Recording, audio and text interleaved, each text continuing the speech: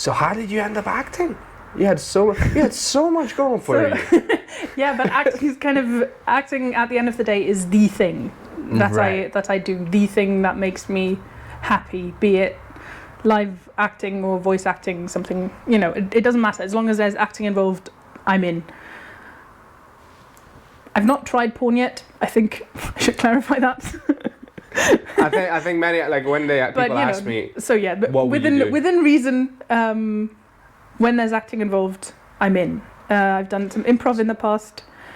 My first acting gig, you could say, I was about 3, Right. and I just started kindergarten. And one of my kindergarten teachers, she was getting married, and someone was supposed to recite a poem for her. Right. And I was chosen among 20 tiny German kids to recite a poem. That was my first gig. Right, okay. Oh, good. Yeah, I was made to sing. They made me, my teacher, so I had a music teacher that was very much into the idea of me becoming a musician, artist, singer of some sorts. She made me sing, like we'd sing like folk songs and things like that. I had to sing in front of the class, and there was me loathing every single second of it. And then later on, like 8th grade, we were in music class and we're learning some song, and I'm doing this thing where I'm singing like this. She got annoyed at me, and she's telling me, why are you making fun of the class? And I was like, I'm going to become an engineer, lady. I don't need this. Like, it just straight up told my teacher, I don't need this. And look at you now, the master engineer. Yeah, so it was quite funny because in the once we graduated high school, just around that time, I actually went and visited her, and I was like, you were right. I became an engineer. No, so I at that stage, I was like, I'm going to become an actor. Yeah. Definitely. So I was like, yeah, you were right. Yeah, no, it's always been there, if you will. So starting from that, I was one of those kids who would make up plays. Oh. And perform them. So we had, in particular, my parents were friends. That's the right way around. My parents are not my friends. They were friends with this other couple. Are they ever really though? I mean, they're your pals, but are they your friends? No. Do they have your back? I got dark. Would they give you an alibi is the question. That's how that's the threshold. So they were friends with this couple who had children, my sisters and my age, and every time we met up, at some point we would just retreat to my room and make up a play and then perform it in front of the parents. Wow, and okay. Everything was a roaring success.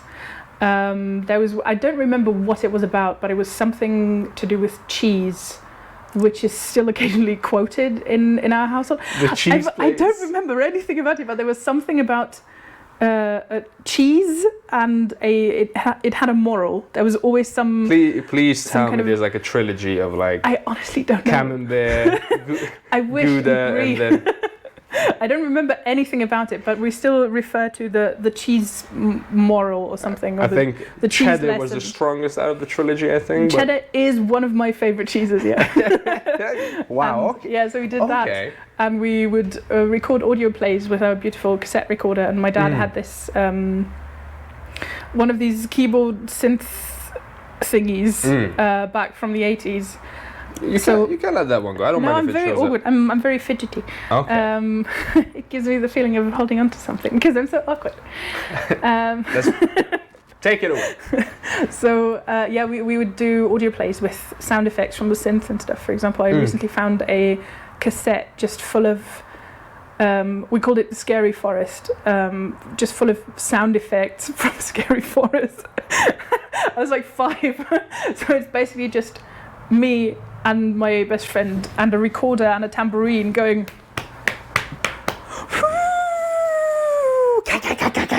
something like that. It's insane, but that's the kind of stuff I did. So I suppose that counts as acting. And that's basically ADR. I know. Talking about ADR. Yeah, I was thinking of going into Foley at some point because I really enjoyed it. I love making noises and just sound. That's so cool. I love that. Yeah. No, because there's always signs, early signs. You're interested in the arts or in performance, and like for me, I was very much pushed. Not pushed, but I was encouraged, and I very much took that on board to become an engineer. But when I actually sat down and like was the last summer holiday of my high school. I just think of what I want to do, what I like to do. Then I just had all these flashbacks of every single time I'm performing in some sort of way. Like there's like family pictures where everyone's, it's like we're all taking normal family pictures, and there's the one with Sylas where he's like, ah. Yeah, that was me as well. I did less and more. And it's literally, I remember, like I have this memory of me saying, get me a picture of me doing gymnastics, and me doing gymnastics is me going, okay. I mean, that's gymnastics. When you're 6, I guess. And then, I just remember, like, my love for stories comes from, a lot of it from my mom, but my dad, they always used to read me stories, and then my mom wasn't actually, like, physically a part of my life from the age of 8 on a regular basis. So when that happened, I started reading as sort of, because that's what she gave me. Like she put that thing of, we had a kids library. Yeah. And I would go there and get first I would start with comics. So this was a kids comics about 3 dogs that get in all sorts of trouble. And there's like the evil dogs and then the good dogs, and they're always competing.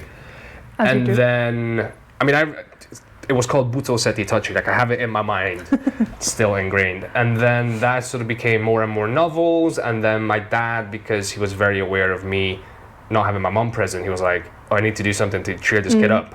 So he just brought in every single comedy film that he was aware of. Like I watched, obviously, Laurel and Hardy, and I watched Bud Spencer, Terence Hill, and Norman Wisdom, and just everybody. And then without realizing it, I had this education in the arts. And then when at one point I had a book that was... I had this book that I loved so much that I took it from the library and I started, once I knew how to write properly, I started copying it so I would have my own version of this book. So I always had a thing for stories and storytelling, and then once that sort of crystallized in my mind, I was like, that's what I'm doing. Thank you, maths and IT.